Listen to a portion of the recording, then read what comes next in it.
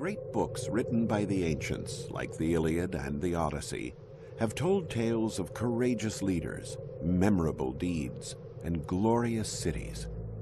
Grand civilizations, like those of the Greeks and the Romans which came later, were inspired by these early legendary stories. They recognized in the early heroes their own forefathers. But they would never see the once vibrant and dynamic cities of those tales.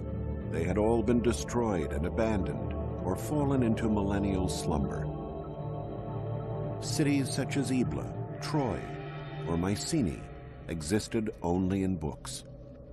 But guided by those books, adventurous archaeologists went out and found them, unearthing incredible historical testimony and inestimable treasures. Come with us as we visit these legendary and celebrated places and follow one man's dream as he uncovers civilizations of heroes.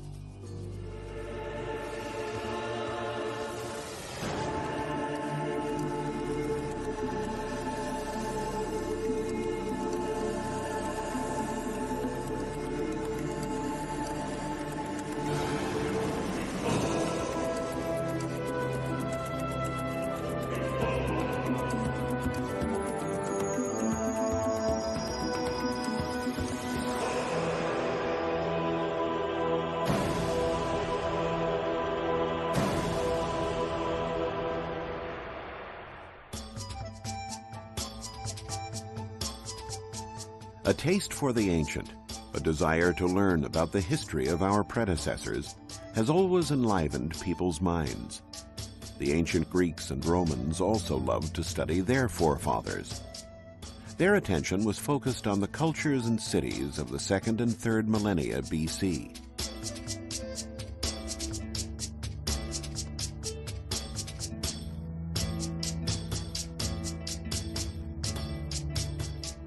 Among the ancient civilizations of interest to Greek and Roman historians were the Egyptians along the Nile, the Assyrians and Babylonians on the Tigris and Euphrates, and the pre-Hellenic societies of Greece, the Minoans on the island of Crete, and the Mycenaeans in the Peloponnesus, who inherited their power.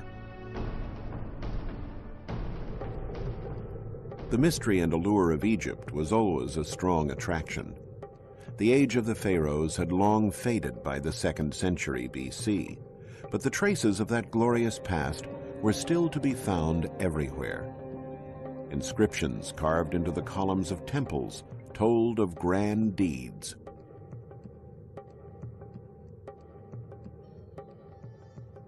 Historians were fascinated with the story of the great Egyptian pharaoh Thutmose III, inscribed into the columns of the temple at Karnak. Thutmose had organized a great military campaign to conquer the Near East in the 15th century BC.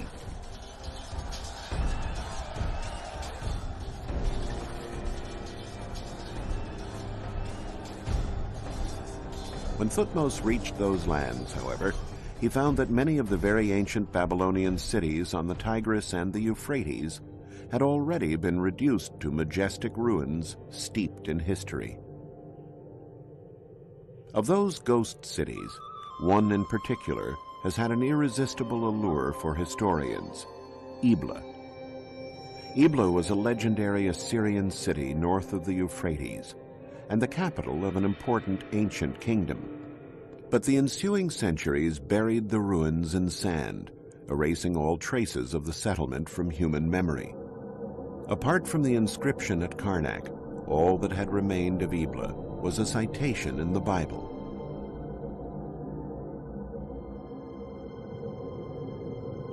One day, some farmers were out plowing their fields when they came across a magnificent bas-relief.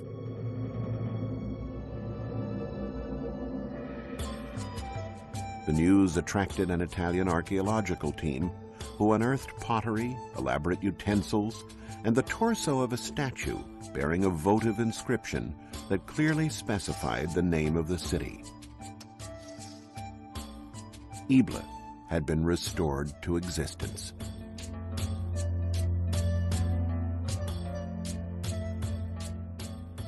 But the most sensational discovery came in 1975, when the Italian team unearthed 17,000 tablets bearing cuneiform text dating back to 2300 BC. Once translated, they were discovered to be commercial treaties and administrative and legal documents. Paradoxically, that immense treasure was preserved through the millennia thanks to a violent act of destruction. Around 2300 BC, the city was attacked and razed to the ground by King Sargon of Akkad.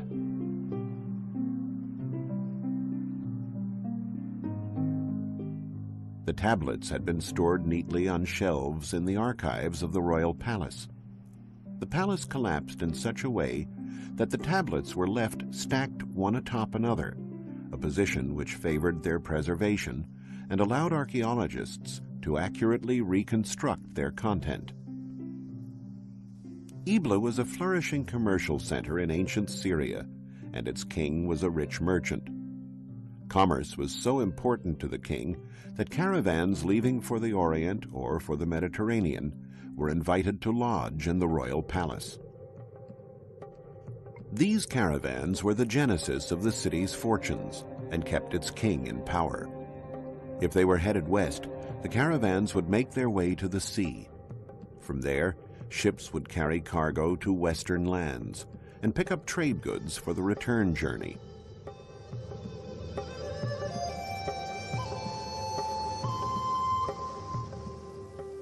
Some of the goods that traded hands included fine pottery and art, but also much-needed metals for weapons and armor. Sailing the Mediterranean at that time, however, was a great risk. Whoever had the biggest ship controlled the seas. And for a long time, it was a population known for acts of piracy who dominated the Mediterranean, the Mycenaeans. Between Mycenaean Greece and the Orient, there was a city that preyed on ships traveling along the Hellespont toward the Black Sea, the legendary Troy. The Mycenaeans fought a war against this city that has captured the imagination of historians and generations of students.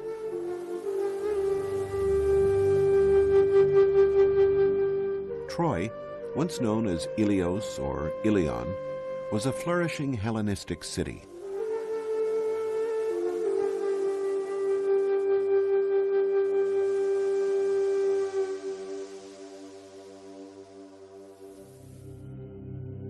It was also one of the greatest mysteries challenging archaeologists. Many dedicated long years of their lives searching for it, lured by the fabulous treasures it promised. But it was not easy to rouse the beautiful Helen, the brave Hector, or King Priam from their slumber. Troy, the city whose siege was described so eloquently in perhaps the world's most famous book, Homer's Iliad, could have been anywhere. In 1868, a dilettante German archaeologist, Heinrich Schliemann, decided to invest the money he had earned in the import-export business to pursue his lifelong dream, to discover the places where the heroes of his youth, the heroes of the Iliad, had fought. The Iliad was certainly not a scientific treatise. Before being committed to writing around the 5th century BC, it had been handed down through generations by way of oral tradition and referred to events that had happened hundreds of years earlier. Yet Schliemann decided to put his faith in the text. Many archaeologists were hunting for Troy, and they looked for it on this hill, known as Bunarbashi, in an area between the Turkish cities of Çanakkale and Izin.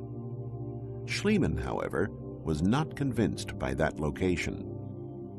He combed the Iliad in search of clues. Homer mentioned two rivers, the Scamander and the Simoenta. The battles among the Homeric heroes took place around a fortified citadel built on a natural rise. They may have been figments of the author's imagination, but Schliemann chose to believe them. This hill, Hisarlik, was quite similar to the Homeric description.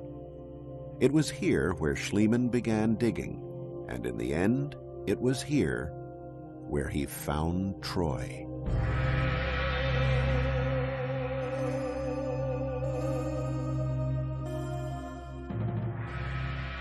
Nine different cities, one built upon the ruins of another, emerged from the excavations. From the second layer, Schliemann discovered amazing treasures: cups and vases, weapons, golden jewelry and buttons. He thought he had found the treasure of Priam. We now know that these jewels did not belong to the Trojan king of the Iliad. Modern archaeology, a science based on rigorous analytical methods far removed from the intuition that guided Schliemann, has dated the objects to several centuries before the Battle of Troy, attributing them to a royal family from the 3rd millennium BC. But for the German archaeologist, the findings were none other than the treasure of Priam. His belief was supported by the evidence of fire in the layer where he found it.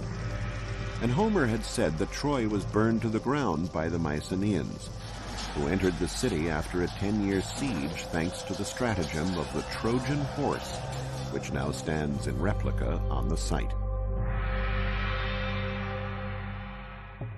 Schliemann thought that the Troy attacked by the Mycenaeans was the same fortified city he had excavated, laid out in this plan dating back to the 3rd millennium BC.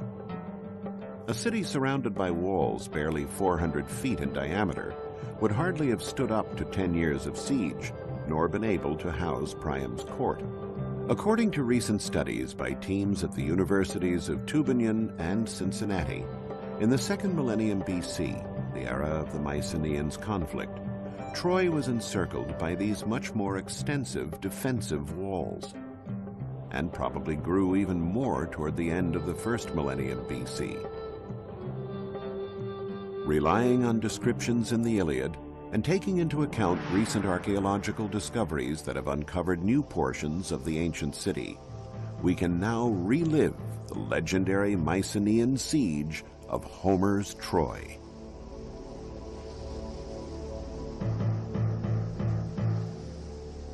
This is what the Mycenaean soldiers would have seen when they landed in force from the sea to challenge the city.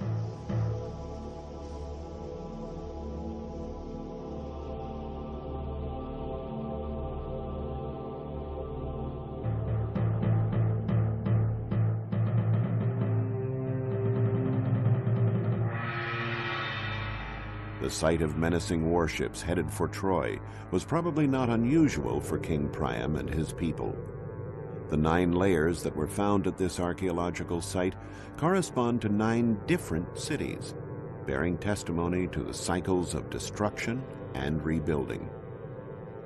We now know that Troy, in addition to being of strategic importance for control of seafaring traffic, was also the foremost producer in its time of finished and semi-finished objects in gold. And so it is no surprise that it attracted the attentions of nearby populations.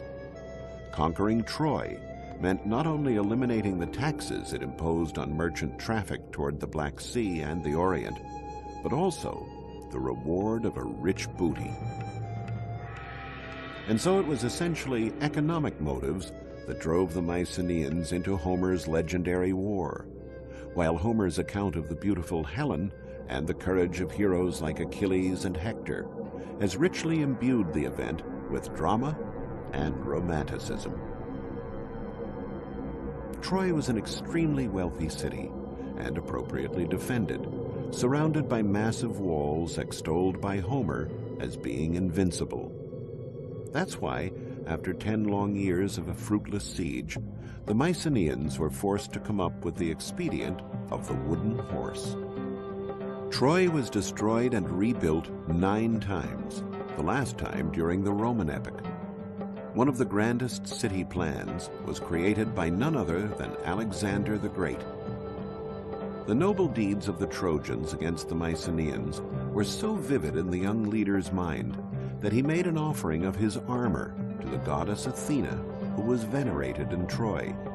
In response, The Trojans presented Alexander with armor that they claimed was used during Homer's war.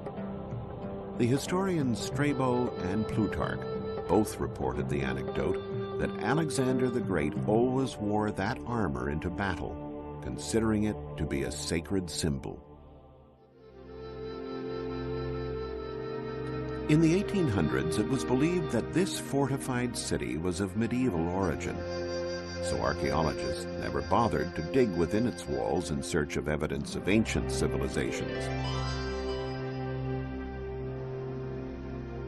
However, the nature of the location and the massiveness of the walls attracted Schliemann's attention. He had crossed through this area in search for Troy and was quite struck by these enormous stacked masses located near modern-day Argos. His mind was flooded with the images of the myths of his childhood and the words of Homer, who made mention of only one Mycenaean city girded by walls, the legendary Tiryns, built by the giant Cyclops. Schliemann, inclined to live out the dreams of his youth and to take seriously the contents of ancient books, refused to accept the idea that that gigantic fortress dated back only to the Middle Ages. Those rocks inspired in him legends and myths hailing from the dawn of time. And there was also the Greek historian Pausanias, who confirmed the Homeric accounts about the existence of Tiryns. Pausanias had even gone so far as to compare the grandeur of the fortifications of Tiryns to the pyramids of Egypt. So somewhere near Argos, there still had to be those Cyclopean walls. Such a grandiose monument could not have simply vanished into thin air. And once again, the excavations vindicated Schliemann. At the top of the citadel, the ruins of a marvelous palace were found, with frescoes in Minoan style dating back to the 2nd millennium BC. It was the Fortress of Tiryns. And once again, a destructive war was the reason for the preservation of all that beauty. The upper floors of the palace, collapsing onto those below, had filled the frescoed rooms with debris. The fire set by the invaders then melted the bricks, creating a sort of shell that preserved the remains of the palace. But who were the powerful invaders able to destroy such a powerful city protected by these imposing walls? Historians discovered that the winners of this epic victory were the Dorians, a people from the north who settled in Greece after driving out the Mycenaeans. The secret of their power? Their weapons were made of iron, a material unknown to the Mycenaeans, who fought with more brittle bronze weapons. The strength and audacity of Achilles' heirs availed them little. Their swords shattered as soon as they touched those of their enemies.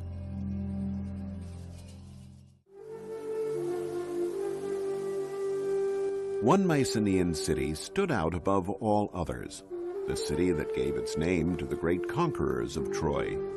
It was called Mycenae, a city recorded by Homer as having an abundance of gold. Its monumental gate, overlooked by 2 lions, still inspires awe. This was the realm of the great king, the leader of the legendary expedition that destroyed Troy, Agamemnon. The intrigue surrounding a legendary locale has always been a strong stimulus to archaeologists. Where was the tomb of Agamemnon? Had he ever really existed? Had Mycenae's golden riches, recorded by Homer, been spared the ravages of time? Pausanias, in his writings, said that Agamemnon's tomb lay within the walls of Mycenae.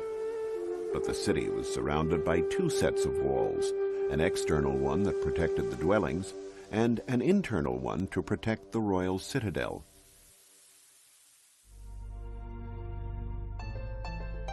The search carried out within the external walls proved vain until Schliemann arrived on the scene.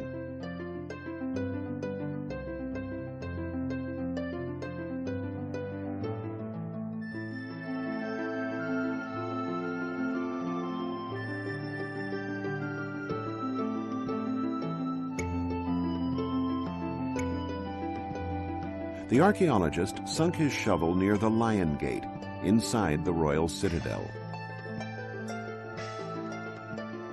And he dug until the ground had yielded, from a number of tombs, the glittering metal immortalized by Homer, 33 pounds of gold. Among the treasures was a series of marvelous golden funerary masks. This was a privilege certainly reserved for kings. And in the features of the most beautiful mask of all, Schliemann claimed to recognize Agamemnon, the great king and military leader. Archaeologists have since discovered that those treasures date back to a period prior to Agamemnon. The excitement of that find was so great, however, that no one has since dared to rename this one-of-a-kind piece. The finely chiseled golden mask is still known to all as the Mask of Agamemnon.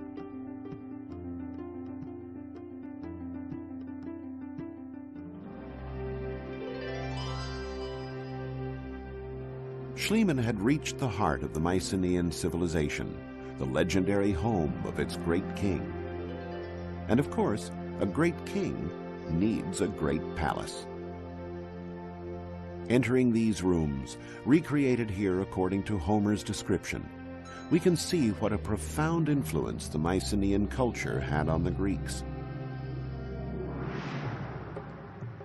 The Mycenaean civilization handed down its own image to posterity, partially through architecture.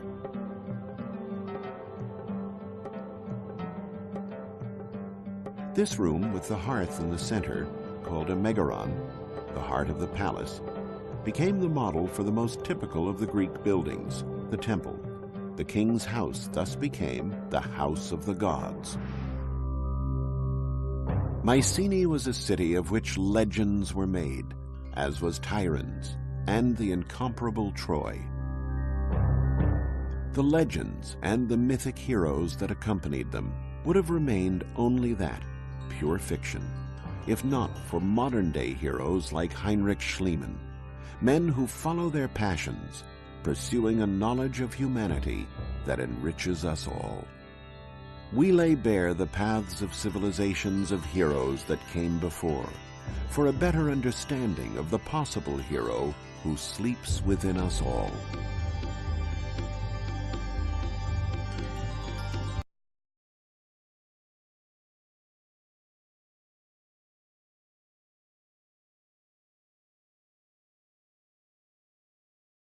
The Mediterranean Sea, 5th century BC, a great commercial network created by the Phoenicians. In hundreds of archaeological sites scattered around the Mediterranean, objects are often found that are completely extraneous to local civilizations and cultures. An Egyptian amulet in Greece, a Greek vase in Africa, a huge multitude of goods moving from one country to another and another had to be transported and traded in some sort of systematic way. And it is the Phoenicians, with their tall headdresses, their formidable ships, their skills in trading, and their courage on the high seas, who made a name for themselves in this pursuit. We'll see how the Phoenicians took on a diverse civilization of cultures and wove them together to become the undisputed lords of the sea.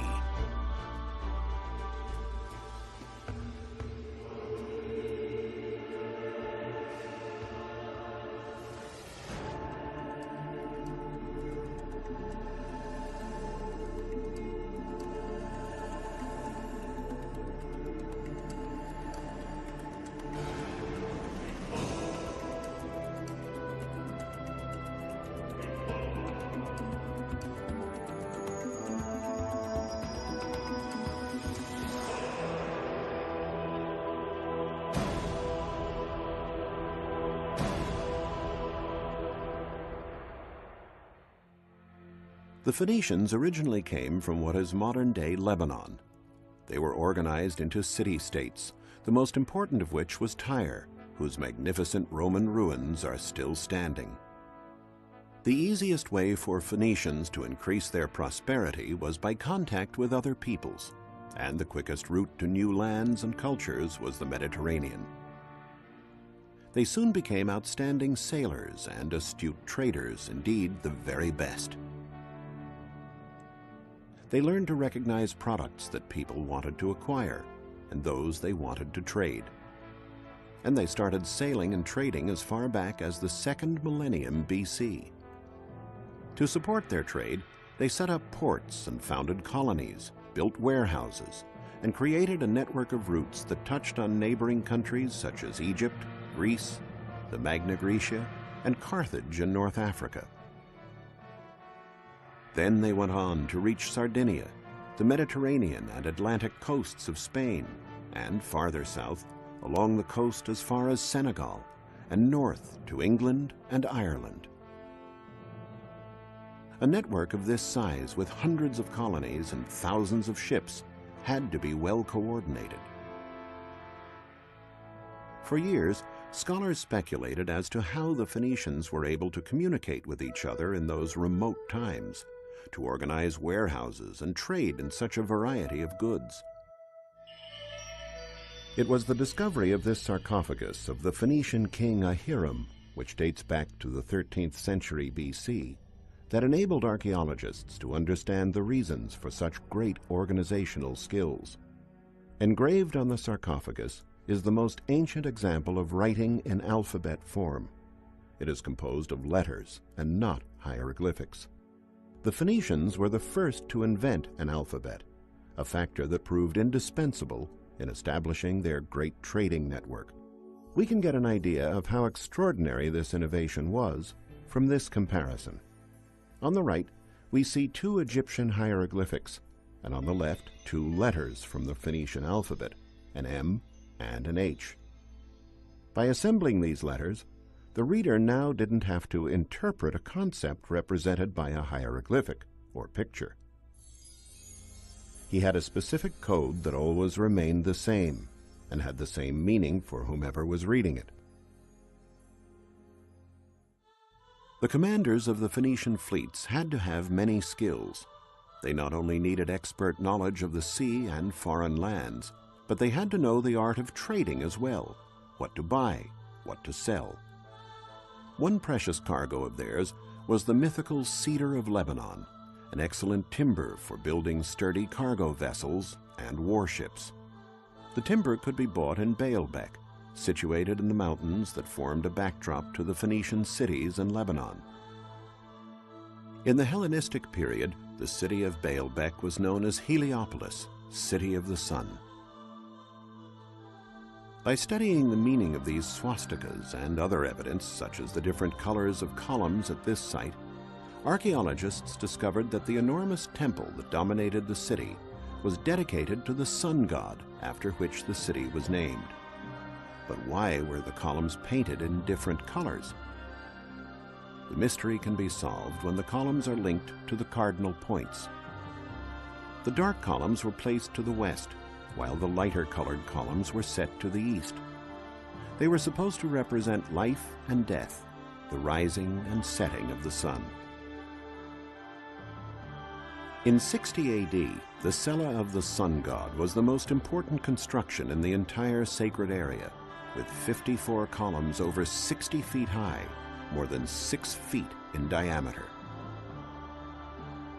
Having loaded the trunks of cedar wood onto carts, the traders would return to the coast where their ships awaited them. In the Bible, Ezekiel mentions that the Phoenician city of Byblus, which also lies in Lebanon, was the biggest naval shipyard in ancient times. Crossing the seas was not an easy matter, even with a good ship. This was one of the reasons why help from the gods was sought throughout the Mediterranean. These precious bronze statues covered in gold leaf have a strange headdress. It is a libad, which is typical of the Phoenicians.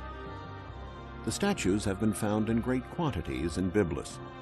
They were votive objects used to invoke the favor of the gods. They were found at one of the most important places of worship for the Phoenician religion, the Temple of the Obelisks. In Byblos and other Phoenician cities, the remains of numerous Phoenician cargo ships have been found. The typical ship was 65 feet long and over 16 feet wide, large enough to carry a great deal of the precious cedar, as well as luxurious fabrics dyed with a reddish-purple pigment known as murex. The Phoenicians took their name from these fabrics. Phoenix, Phoenician, comes from the Greek word phoin, or red.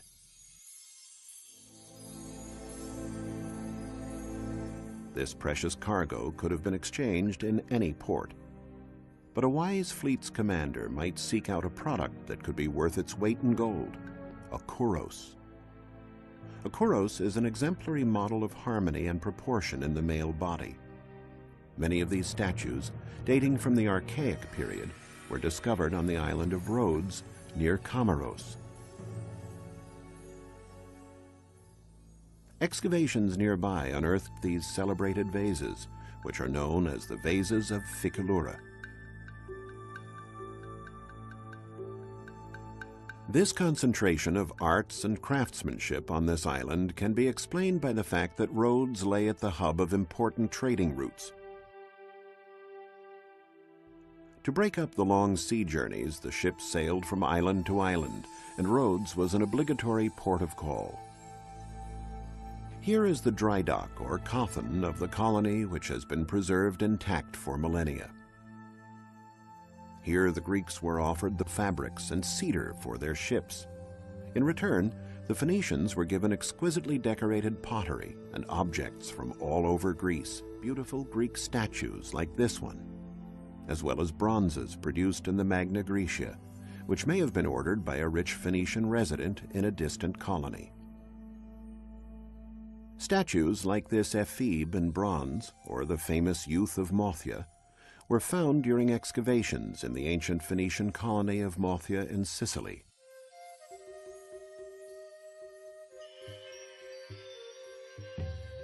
The statues testify to the level of Phoenician trading in the Mediterranean, a veritable cross-cultural exchange. The ship, now loaded with vases, statues, and jewels, continues its journey to the west.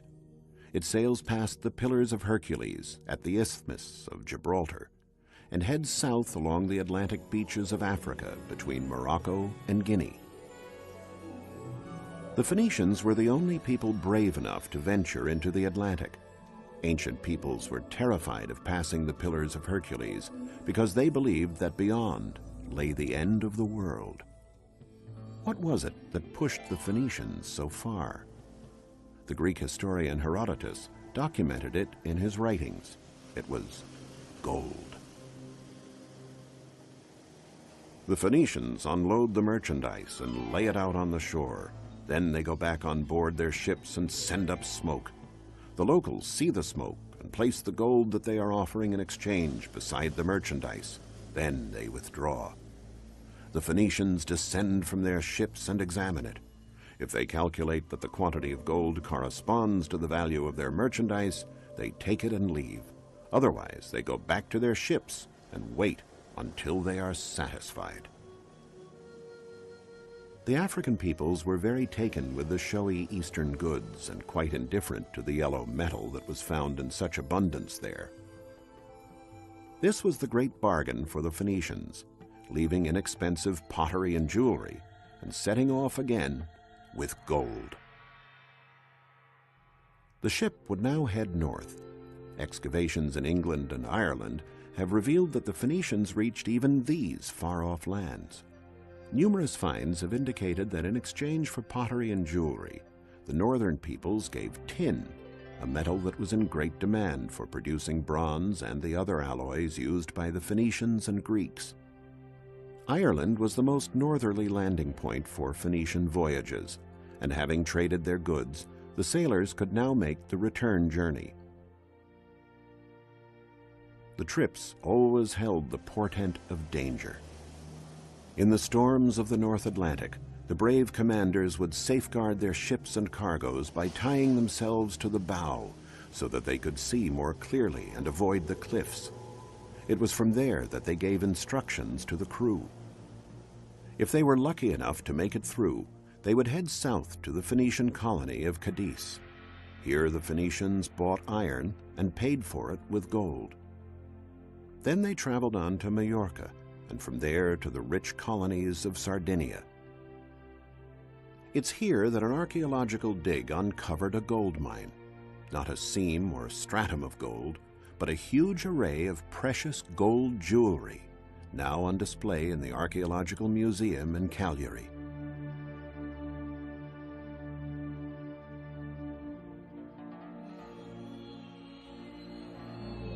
Since Sardinia has never had gold deposits, the precious metal must have come from Africa on Phoenician ships. In the Sardinian colonies, the Phoenicians themselves worked the gold into the most exclusive forms, modeling it in small molds. Sardinia was the largest producer of Phoenician crafts, especially in the field of glassmaking. They made ointment jars to hold balms and perfumes, necklaces, and characteristic amulets. For centuries, it was believed the Phoenicians invented glass. While science no longer holds with this theory, they definitely were peerless masters in the field of glassmaking. For many years, archaeologists pondered the reason for the ambiguous smile on grinning masks like this one. They also didn't know the reason for the long arms on certain statues. Only after years of research did they find the answers. The masks were used to ward off evil spirits from the tombs. As for the statues, they were related to the more esoteric aspects of Phoenician medicine. They were offered to the gods to invoke a speedy recovery from illness. The affliction to be cured was in the exact spot touched by the hands, almost as if the sick person wanted to remind the gods what needed to be healed.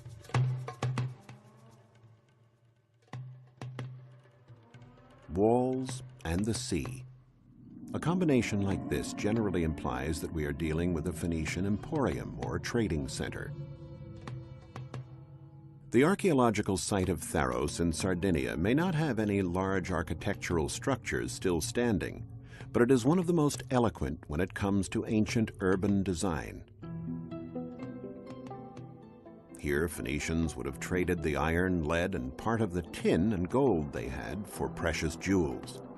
Tharos was one of the largest producers of jewelry of the period. Among the many Phoenician remains here is a completely extraneous round construction called a nuraghe that was typical of the Pelites, the ancient inhabitants of Sardinia who were conquered by the Phoenicians.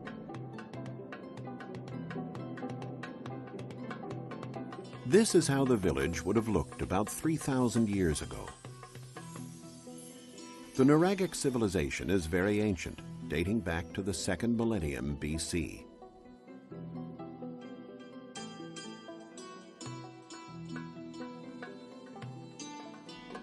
Their settlements were very compact, with narrow winding streets which made it easier to defend the village from enemy incursions.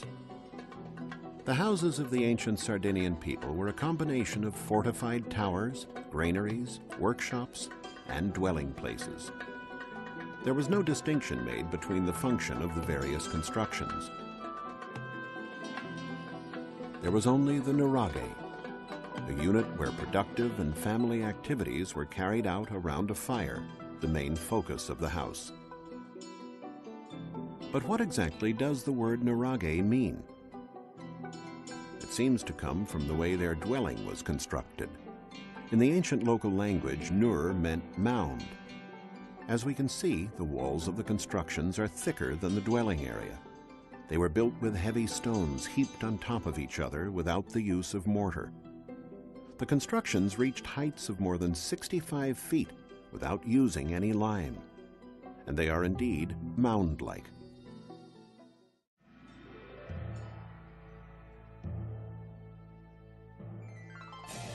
Phoenician ports, like this one in Nora, all had something in common. They were situated near promontories. In this way, ships could be moored on both sides of the promontories, creating a larger dock area. The only thing the Phoenicians looked for was to be able to land quickly, get their business done, and then set sail again. These are the foundations of the Phoenician quarter in Nora. Although it's worlds away from the Romans' concept of living, with the Romans preferring large, orderly quarters equipped with many services and amenities, the Phoenicians did share the Romans' love of thermal baths. The baths here in Nora are decorated with rich mosaics. The theater here is also quite spectacular. Dating from the 2nd century AD, it is one of the most fascinating monuments in all of Sardinia.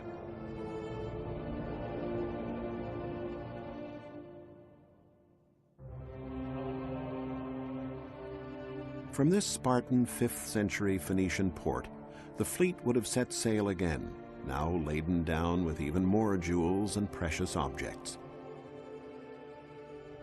One of the greatest archaeological mysteries regarded the port of Carthage, Queen of the Mediterranean, the most powerful of all Phoenician colonies. The Greek historian Appian, a native of Alexandria in Egypt, tells us that the port had 2 harbors, the rectangular commercial port and the round military harbor with an island in the center. However, in modern times, no place seemed to correspond to that description until in the 19th century, the writer René Chateaubriand noticed these 2 lagoons near the bay of Le Cram were very similar in shape to the ports mentioned. He realized that this was Carthage.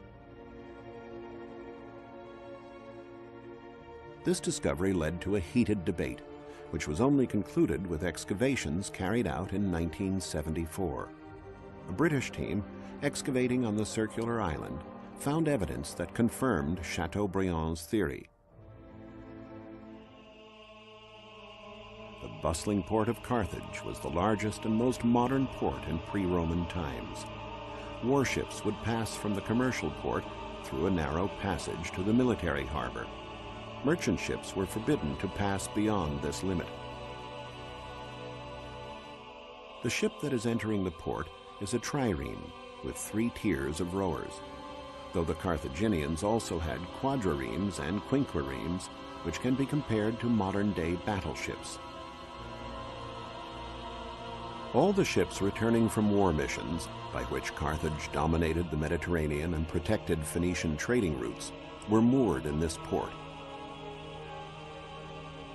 It was circular, with a round island in the center, known as the Island of the Admiralty. There were dry docks both on the island and in the outer perimeter of the port. On the summit of the island was the Pavilion of the Admiralty, from which the supreme commander of the fleet gave military orders. A bugler and a herald armed with flags controlled the traffic of ships in the port. If a trumpeter signaled to turn left, there had to be room enough to make the maneuver. The basin of water in which the ships moved was thus over 300 feet wide, the same diameter as the Island of the Admiralty on our right. There were 30 berths in the center and 140 on the outside. Since some of the very deep central moorings could hold 2 ships, there could have been 200 ships in the port at one time. The military port in Carthage was always packed in winter, since bad weather made it dangerous for the ships to be out on rough seas. Thus, there was a tendency to avoid war during this time, and this was a good time to service the ships. The trireme would be pulled up onto dry land over the slightly sloping terrain of the island. Planks of wood set crossways ensured that the ships kept their grip on the slipway.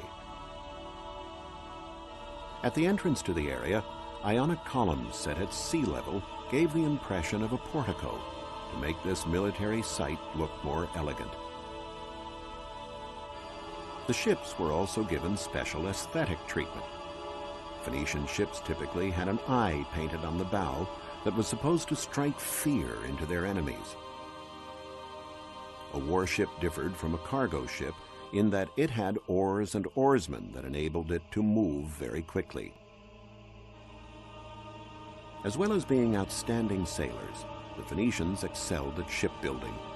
They mass-produced ships and replaced the vessels sunk by their enemies with great speed. All the parts of the ship were clearly marked by different letters and kept ready for quick assembly.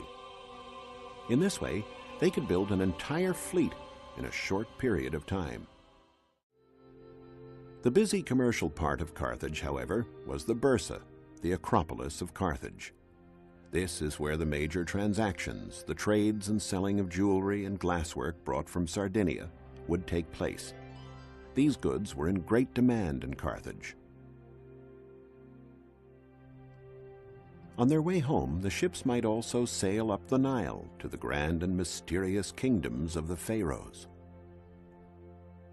Despite the fact that Egyptians followed the cult of the hereafter, the royalty adored earthly treasures. The Phoenicians would have traded the jewelry from Pharos for linen, a hard-wearing fabric that only the Egyptians knew how to make. This material was indispensable for the robust sails used on Phoenician ships. They might also have purchased rare and exotic goods greatly sought after at the Persian court, namely monkeys and crocodiles. Finally, completing the loop and reaching the town of Tyre, they could sell the exotic animals to the Persians and the linen to their fellow countrymen. They'd be left with gold, silver, and a lot more money than they would have paid for the cedar back in Baalbek. Through their travels and their trading, their ancient wheeling and dealing, the Phoenicians formed links with most of the known world at that time, enabling a variety of peoples to share the best that distant cultures had to offer. The Phoenicians, undisputedly, the master merchants of the Mediterranean.